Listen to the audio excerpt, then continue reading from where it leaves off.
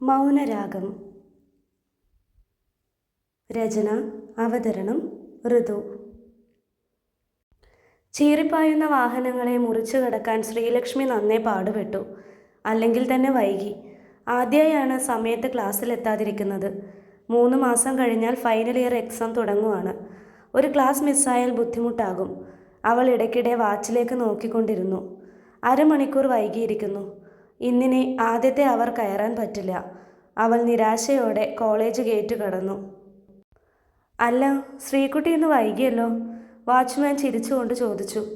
ഒന്നും പറയണ്ട അബ്ദുക്ക. വരുന്ന വഴി ഒരു കാറ് ഡ്രസ്സിൽ മുഴുവൻ ചെളി തെറിപ്പിച്ചു. വീട്ടിലേക്ക് പോയി ചേഞ്ച് ചെയ്ത് വന്നപ്പോൾ ബസ് പോയി, അവൾ നിരാശയോടെ പറഞ്ഞ് മതിൽ ചാരിയിരുന്നു. ആദ്യത്തെ ക്ലാസ് പോയി. കെമിസ്ട്രിയാ. സുജ ടീച്ചർ വൈകി എത്തിയ മുഖം വീർപ്പിക്കും. ഏയ്, കുട്ടി ആരും ഒന്നും പറയില്ല. ഇക്കൊല്ലത്തെ 1ാം റാങ്കുകാരിയല്ലേ? അയാൾ സ്നേഹത്തോടെ നോക്കി. എൻ്റെ അബ്ദുക്ക, ഇനി ഇക്കാര്യം വേറെ ആരും പറയാൻ ബാക്കിയില്ല. എനിക്കാണെ എക്സാമിനെക്കുറിച്ച് ഓർത്ത് പേടിയാകുന്നു. ഞാനെങ്ങാനും തോറ്റുപോകുമെന്നാ. അവൾ വിരല് കടിച്ചുകൊണ്ട് അക്കാര്യം മനസ്സിലോർത്തു. പരിഭ്രമിച്ച് തലകുടഞ്ഞു. എല്ലാ ക്ലാസ്സിലും ഫസ്റ്റ് അടിച്ച് വരുന്ന കുഞ്ഞ് തോക്കാനോ? നോക്കിക്കോ, 1ാം റാങ്കിൻ്റെ ഫ്ലെക്സ് ഇവിടെ തൂങ്ങുമ്പോൾ അതിൽ കുഞ്ഞിൻ്റെ ഫോട്ടോ ഉണ്ടാകും. അവൾ അത് കേട്ടപ്പോൾ വല്ലാത്ത സന്തോഷം തോന്നി. ശ്രീലക്ഷ്മി BSc കെമിസ്ട്രി ഫൈനൽ ഇയറിന് പഠിക്കുന്നു. +2വിനൊക്കെ ഉയർന്ന മാർക്ക് നേടിയാണ് കോളേജിൽ അഡ്മിഷൻ കിട്ടിയത്. ആരോടും അധികം ഒന്നും സംസാരിക്കില്ലെങ്കിലും മുഖത്തെപ്പോഴും ഒരു പുഞ്ചിരി ഉണ്ടാകും. ടീച്ചർമാരുടെ എല്ലാം പ്രിയപ്പെട്ടവൾ. ഈ വർഷത്തെ റാങ്ക് സ്വപ്നം. 2ാമത്തെ ക്ലാസ്സിൻ്റെ ബെല്ലടിക്കുന്ന സമയം വരെ അവൾ അബ്ദുക്കയോട് സംസാരിച്ചുകൊണ്ടിരുന്നു. ബെല്ലടിച്ചത് കേട്ടതും ക്ലാസ്സിലേക്കൊരു ഓട്ടമായിരുന്നു. അടുത്തവർ മാത്സ് ആണ്. ഒരിക്കലും ഒഴിവാക്കാൻ കഴിയില്ല. ടീച്ചർ ക്ലാസ്സിൽ കയറുന്നതിന് മുമ്പ് അവൾ കിതച്ചുകൊണ്ട് തൻ്റെ സീറ്റിലിരുന്നു. കുറച്ചു സമയത്തേക്ക് ശ്വാസം വലിഞ്ഞു, വീർപ്പ് മുട്ടി. കൂട്ടുകാരിയായ അശ്വതി എന്തൊക്കെയോ ചോദിക്കുന്നുണ്ട്. ശ്രീലക്ഷ്മി കൈകൊണ്ട് ഗോഷ്ടി കാട്ടിയതല്ലാതെ അവൾക്കൊന്നും സംസാരിക്കാനായില്ല. നീ എന്തേലും തെളിച്ചു പറ. എവിടെയായിരുന്നു ഇത്രയും നേരം?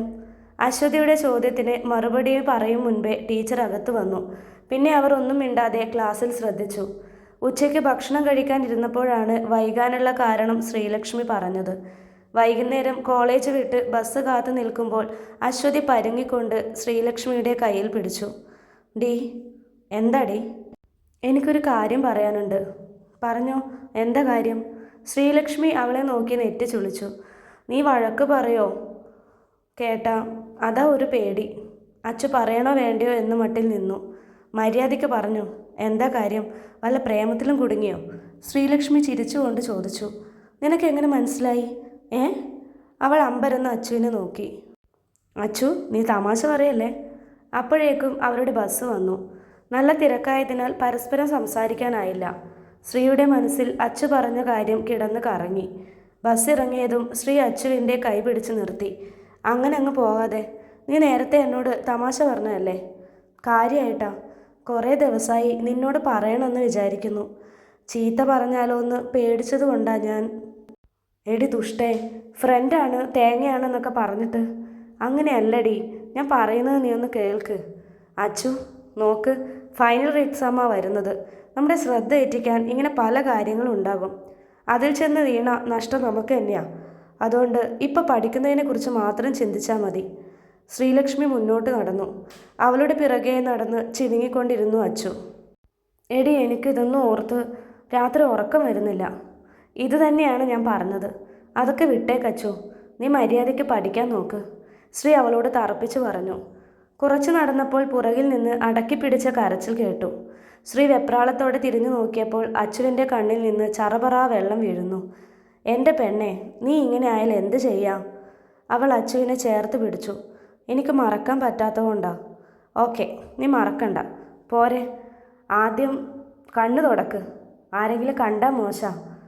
അച്ചു ചുറ്റും നോക്കി കർച്ചീഫ് കൊണ്ട് മുഖം തുടച്ചു. ആരാ ആള്? നമ്മുടെ കോളേജിലാണോ? അല്ല, പിന്നെ? അവളൊന്ന് മടിച്ചു. പറയടി. ശ്രീഹരി എന്ന പേര്. നമ്മൾ അധികവും കാണാറുണ്ട്. എവിടെ വെച്ച്? ദേ, ആ വളവ് കഴിഞ്ഞാലുള്ള പുഴക്കരയില്ലേ, അവിടെ ഉണ്ടാവും ആള്. പുഴക്കരയിലോ? അവിടെ എന്താ പണി? ഹരിയേട്ടൻ ഒരു ടിപ്പറുണ്ട്, അതിൽ ഡ്രൈവറാ. വണ്ടിക്ക് നിൻ്റെ പേരാ? ശ്രീലക്ഷ്മി. ശ്രീലക്ഷ്മി അത് കേട്ട് തലയ്ക്ക് കൈവച്ചു. നിനക്കെന്താ വട്ടുണ്ടോ? ഒരു ഡ്രൈവറെയാണോ നീ സ്നേഹിക്കുന്നത്? ഡ്രൈവർ എന്താ മോശം പണിയാ? ഒട്ടുമല്ല. പക്ഷെ നിന്റെ വീട്ടിലിറങ്ങാൻ ഇത് സമ്മതിക്കുമെന്ന് തോന്നുന്നുണ്ടോ? അച്ഛൻ വലിയ ബിസിനസ്സുകാരൻ, അമ്മ ടീച്ചർ, ഏട്ടൻ ബാങ്കിലെ മാനേജർ. അടിപൊളിയായിരിക്കും. അതൊക്കെ പിന്നത്തെ കാര്യമല്ലേ. ഇപ്പം അതല്ല പ്രശ്നം. എന്താ പ്രശ്നം? അച്ചു ഒന്ന് നിന്നു. എന്നിട്ട് തല തുറഞ്ഞുകൊണ്ട് പതുക്കെ പറഞ്ഞു, ആൾക്ക് എന്നെ ഇഷ്ടമാണെന്ന് എനിക്കറിയില്ല. ശ്രീലക്ഷ്മി അവളെ തുറച്ചു നോക്കി. പിന്നെ പൊട്ടിച്ചിരിച്ചു. അവൾക്ക് തിരി അടക്കാനായില്ല. അത് കണ്ട് ദേഷ്യം വന്നു. അവൾ കലിപ്പിച്ച് മുന്നോട്ട് നടന്നു. അയ്യോ നിക്കടി, പിണങ്ങല്ലേ. ഞാൻ കരുതി നിങ്ങൾ രണ്ടാളും മുടിഞ്ഞ പ്രേമാണെന്ന്. ഇതിപ്പോൾ നീ കളിയാക്കണ്ട. എനിക്ക് അയാളെ ഭയങ്കര ഇഷ്ടമാണ്. ഞാൻ കാര്യം പറഞ്ഞാൽ എന്നെ ഇഷ്ടപ്പെടും. ഞാനെന്താ സുന്ദരിയല്ലേ? പഠിപ്പില്ലേ? അച്ചു, അയാളെക്കുറിച്ച് ഒന്നും അറിയാതെ നീ എങ്ങനെ ഇഷ്ടപ്പെട്ടത്? ഒരാളെ നന്നായി മനസ്സിലാക്കാതെ എങ്ങനെയാ സ്നേഹം തോന്നുന്നേ? അയാൾക്ക് വേറെ ആരെങ്കിലും ഇഷ്ടമാണെങ്കിലോ? എന്നാൽ ഞാൻ അവനെ കൊല്ലും. കോപ്പാണ്. നിനക്ക് അവനെക്കുറിച്ച് എന്തേലും അറിയോ? പേരറിയാം, ശ്രീഹരി. ബെസ്റ്റ്. പേര് മാത്രം അറിഞ്ഞാൽ മതിയോ? സ്വഭാവം, വിദ്യാഭ്യാസം, വീട്ടുകാർ ഇതൊക്കെ അറിയണ്ടേ? അതൊന്നും എനിക്കറിയണ്ട. ഞാൻ അവനെ പുഴക്കരയിൽ വെച്ച് കാണാറുണ്ട്. നമ്മുടെ ബസ് സ്റ്റോപ്പിന് മുന്നിലാണ് വണ്ടി വെക്കാറ്. അവിടുന്ന് കാണാറുണ്ട്. ചിലപ്പോൾ എന്നെ നോക്കുന്നത് പോലൊക്കെ തോന്നും. എനിക്കിഷ്ടമാണെന്ന് പറയണം. നീ ഹെൽപ്പ് ചെയ്യില്ലേ? ഞാനോ? അല്ലാതാരാ? അവർ സംസാരിച്ചുകൊണ്ട് പുഴക്കരയുടെ ഭാഗത്തെത്തി. എന്നാൽ അവിടെ വണ്ടി ഉണ്ടായിരുന്നില്ല. ശ്രീഹരിയും. ഛേ, ഇന്ന് കാണുന്നില്ലല്ലോ. അച്ചു വിരൽ കടിച്ചു. നന്നായിപ്പോയി. അച്ചു, നിന്റെ വർത്താനം കേൾക്കുമ്പോൾ എനിക്ക് നഴ്സറി പിള്ളേരെ ഓർമ്മ വരുന്നേ. ഒട്ടും വീണ്ടും വിചാരമില്ലാതെ. എല്ലാം പോട്ടേന്ന് വെക്കാം. അയാൾക്ക് നിന്നെ ഇഷ്ടമാണെന്ന് പോലും അറിയാതെ എന്തിനാ വെറുതെ മനക്കോട്ട കിട്ടുന്നേ? ഞാൻ നാളെ ഉറപ്പായും ചോദിക്കും. നീ കൂടെ വന്നാൽ മതി. നിനക്ക് നല്ല ധൈര്യമില്ല. ഒറ്റയ്ക്ക് പോകാൻ പേടിയാ. അയ്യടാ, എൻ്റെ മോള് തനിയെ പോയാൽ മതി. എനിക്ക് വയ്യ. ആരെങ്കിലുമൊക്കെ അറിഞ്ഞാൽ പിന്നെ അത് മതി. അതുവരെ ചീത്തപ്പേര് മാത്രമേ കേൾക്കാതുള്ളൂ. അതും പറഞ്ഞ് വേഗത്തിൽ നടന്നു. ശ്രീകുട്ടിയുടെ പിറകെ അച്ചു ഓടി. അവളുടെ മുന്നിൽ കയറി നിന്ന് 2 കൈയും നീട്ടിവെച്ച് വഴി തടഞ്ഞു. നിന്നോടല്ലാതെ ഞാൻ ആരോടാ ഇതൊക്കെ പറയാ? നീ എൻ്റെ ബെസ്റ്റ് ഫ്രണ്ട് അല്ലേ? ആരും ഒന്നും അറിയില്ല. നാളെ ഇക്കാര്യത്തിൽ ഒരു തീരുമാനം ഉണ്ടാക്കണം. നീ എൻ്റെ കൂടെ വന്നില്ലെങ്കിൽ നമ്മ പിന്നെ ഒരിക്കലും മിണ്ടില്ല. അതും പറഞ്ഞ് അച്ചു നിറഞ്ഞു തുടങ്ങിയ കണ്ണുകളോടെ അവളുടെ വീട്ടിലേക്ക് ഓടിക്കയറി. ശ്രീകുട്ടി എന്ത് ചെയ്യണമെന്നറിയാതെ കുറച്ചു സമയം അവിടെ തന്നെ നിന്നു. അങ്ങനെ ഒഴിവാക്കാൻ കഴിയുന്ന ഒരാളല്ല അച്ചു. കുട്ടിക്കാലം മുതൽ അറിയുന്ന ചങ്ങാതിയാ. പഠിച്ചതൊക്കെ ഒരുമിച്ചാ. എന്ത് വിഷമമുണ്ടെങ്കിലും പറയാനൊരാൾ അവളേ ഉള്ളൂ. അവൾക്ക് അങ്ങനെ ഒരു ഇഷ്ടമുണ്ടെങ്കിൽ താനായിട്ട് തടയേണ്ട കാര്യമില്ല എന്ന് ശ്രീലക്ഷ്മിക്ക് തോന്നി. ഓരോന്ന് ആലോചിച്ച് അവൾ വീട്ടിലേക്ക് നടന്നു. യൂണിയൻ ഓഫീസിൽ ഏകദേശം എല്ലാവരും എത്തിയിരുന്നു. അശോകേട്ടനും ശ്രീഹരിയും മാത്രമേ വരാനുള്ളൂ. അവർക്കായുള്ള കാത്തിരിപ്പിലാണ് എല്ലാവരും. ഇതൊന്നും തന്നെ ബാധിക്കുന്ന കാര്യമല്ല എന്ന രീതിയിൽ അർജുനും കൂട്ടാളികളും ഒരു വശത്ത് മാറി നിൽക്കുന്നുണ്ട്. അതെ, അവർ ഇപ്പോൾ എങ്ങാനും കെട്ടിയെടുക്കുമോ? പോയിട്ട് വേറെ പണിയുണ്ട്. പുസ്തകത്തിൽ എന്തോ എഴുതുകയായിരുന്ന യൂണിയൻ നേതാവ് പവിത്രനോട് അല്പം പരിഹാസത്തോടെ അർജുൻ ചോദിച്ചു. ഡാ അർജുൻ, നീ ഉണ്ടാക്കിയ പ്രശ്നത്തെക്കുറിച്ച് ചർച്ച ചെയ്യാനാ എല്ലാവരും പണിയൊക്കെ കളഞ്ഞ് ഇവിടെ ഇരിക്കുന്നേ. അതിനിടയിൽ നീ അങ്ങ് ചൊറിയുന്ന വർത്താനം പറഞ്ഞാലേ ശേഖരേട്ടൻ ഇപ്പോൾ വരും. അതും പറഞ്ഞു കഴിയുമ്പോഴേക്കും ശേഖരനും ശ്രീഹരിയും അകത്തേക്ക് പ്രവേശിച്ചു. അശോകൻ ടിപ്പർ ലോറി യൂണിയൻ്റെ പ്രസിഡന്റാണ്. 50നോടടുത്ത് പ്രായം, സൗമ്യമായ മുഖം, എപ്പോഴും വെള്ളച്ചുബയും വെള്ളമുണ്ടുമാണ് വേഷം. നടക്കുമ്പോഴൊക്കെ കൈ രണ്ടും പിറകിൽ കൂട്ടിപ്പിടിക്കും. അശോകൻ്റെ സന്തത സഹചാരിയാണ് ശ്രീഹരി. മക്കളില്ലാത്ത അശോകന് സ്വന്തം മകൻ തന്നെ. ശ്രീഹരിയുടെ നോട്ടം നേരെ പോയത് തങ്ങളെ തറപ്പിച്ചു നോക്കുന്ന അർജുനിലേക്കാണ്. അവരെ കണ്ട് അവൻ തൻ്റെ നീണ്ട മീശ പിരിച്ചു വെച്ച് മുണ്ടി മാടിക്കുത്തി. അർജുൻ്റെ കൂട്ടാളികൾ പതുങ്ങിക്കൊണ്ട് തല താഴ്ത്തി.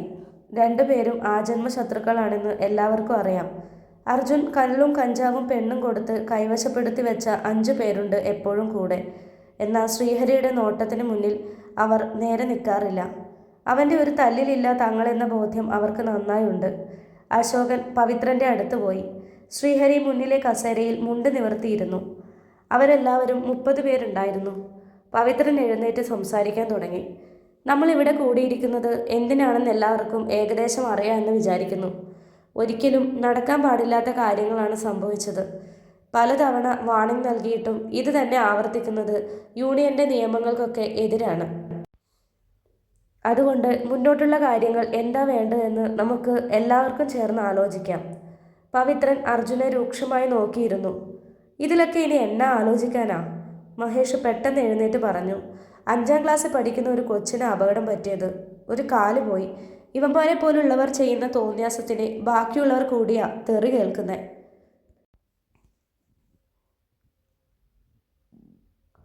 അത് ശരിയാ. ഇതിനു മുമ്പ് ഇതേ കാര്യത്തിന് കുറേ തവണ ചർച്ച നടത്തിയതാണല്ലോ.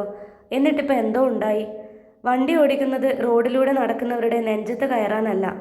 ഇതിനൊക്കെ ഒരു സ്പീഡ് ലിമിറ്റുണ്ട്. അവൻ അതൊന്നും ഒരു പ്രശ്നമല്ല.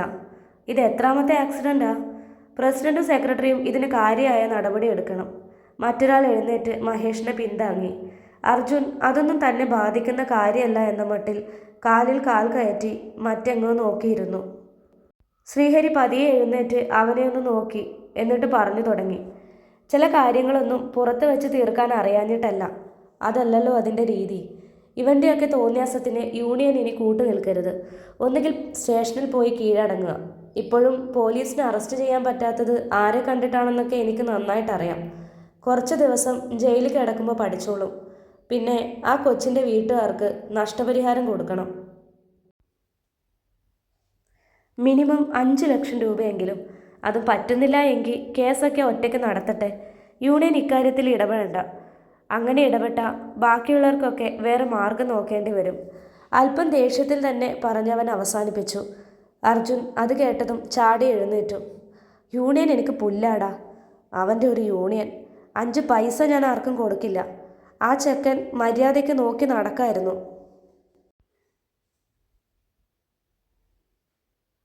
അല്ലെങ്കിൽ കാലോ തലയോ പോയെന്നിരിക്കും. ഒരു 10 ദിവസം ജയിലിൽ കിടക്കും. അത് ഞാൻ വരവ് വച്ചേക്കാം. അതും വെച്ച് എന്നെ അങ്ങ് ഉണ്ടാക്കാം എന്ന് ഒരു പുന്നാരമോനും വിചാരിക്കണ്ട. കേട്ടോടാ? പറഞ്ഞവസാനിച്ചത് അശോകൻ്റെ മുഖത്ത് നോക്കിയായിരുന്നു. ഒന്നേ നോക്കിയുള്ളൂ. അടുത്ത നിമിഷം നെഞ്ചിൽ കനത്ത ചവിട്ടും കൊണ്ട് അർജുൻ നിലത്തേക്ക് വീണു. നെഞ്ചത്തൊഴിഞ്ഞുകൊണ്ട് വീണ് കിടക്കുന്ന കസേരകൾക്കിടയിൽ നിന്ന് അവൻ പ്രയാസത്തോടെ തലയുയർത്തി നോക്കി. മുണ്ട് മടക്കിക്കുത്തി തന്നെ നോക്കി ദഹിപ്പിക്കുന്ന ശ്രീഹരിയെ കണ്ട് അവൻ ഉമിനീരിറക്കി. കണ്ണാകെ ചുവന്നു വന്നിട്ടുണ്ട്. പുരികക്കൊടികൾ വളഞ്ഞ് മീശത്തുമ്പ് പോലും വിറക്കുന്നു. ഉയരവും അതിനനുസരിച്ച് വണ്ണവുമുള്ള അതിൻ്റെ മസിലുകൾ ഷർട്ടിൽ നിന്ന് പുറത്തേക്ക് തെറിച്ചു വരുന്നത് പോലെ തോന്നി. ഡാ പന്നി, നിന്നെപ്പോലെയല്ല. 10-12 വർഷമായി തുടർച്ചയായി വളയം പിടിക്കുന്ന കയ്യാ. ഇതുകൊണ്ടൊന്ന് തന്നാലുണ്ടല്ലോ, ദേവ മുതലാളിയുടെ ചാവാലിപ്പട്ടിയായ നീ താങ്ങില്ല. അതും പറഞ്ഞവൻ അർജുൻ്റെ ഷർട്ടിൻ്റെ കോളറിൽ പിടിച്ച് വലിച്ചെഴുന്നേൽപ്പിച്ചു. രണ്ടുപേരുടെയും കണ്ണുകൾ തമ്മിലുടക്കി. പകയും പ്രതികാരവും അതിൽ നിറഞ്ഞു നിന്നു. ഹരി, വേണ്ട. ഇതിനകത്ത് നിന്ന് ഒരു കയ്യാങ്കളി വേണ്ട. അത്രയും സമയം ശ്രീഹരിക്ക് വിട്ടുകൊടുത്ത അവസരത്തെ വിലക്കിക്കൊണ്ട് അശോകൻ്റെ ശബ്ദം ഉയർന്നു. അപ്പോൾ അതാണ് തീരുമാനം. നഷ്ടപരിഹാരം 5 ലക്ഷം കൊടുക്കാൻ കഴിയുമെങ്കിൽ അത് ചെയ്യുക. അല്ലെങ്കിൽ കുറച്ചു കാലം ജയിലിൽ കിടക്ക്. യൂണിയൻ്റെ ഭാഗത്ത് നിന്ന് ഒരു സഹായവും പ്രതീക്ഷിക്കണ്ട. അലക്ഷ്യമായി തൻ്റെ ഫോൺ കീശയിലിട്ടുകൊണ്ട് ശ്രീഹരിയുടെ തോളിൽ കൈയിട്ട് അശോകൻ അർജുനൻ്റെ മുന്നിൽ നിന്നു. പവിയേട്ടാ, ചർച്ച അവസാനിച്ചില്ലേ? തിരിഞ്ഞു നിന്ന് അശോകൻ ചോദിച്ചപ്പോൾ അയാൾ അതേ എന്ന് തലയാട്ടി. അവർ ഓരോരുത്തരുമായി അർജുനെ പുച്ഛത്തോടെ നോക്കിക്കൊണ്ട് യൂണിയൻ ഓഫീസിൽ നിന്ന് പുറത്തിറങ്ങി.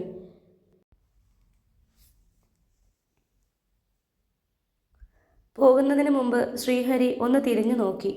ചൂണ്ടുവിരൽ കൊണ്ട് അവന് നേരെ വീശി മുണ്ടിൻ്റെ അറ്റം ഒരു കാലുകൊണ്ട് തട്ടി കരയൊപ്പിച്ച് മാടി കുത്തിക്കൊണ്ട് അശോകേട്ടൻ്റെ കൂടെ പുറത്തേക്കിറങ്ങി.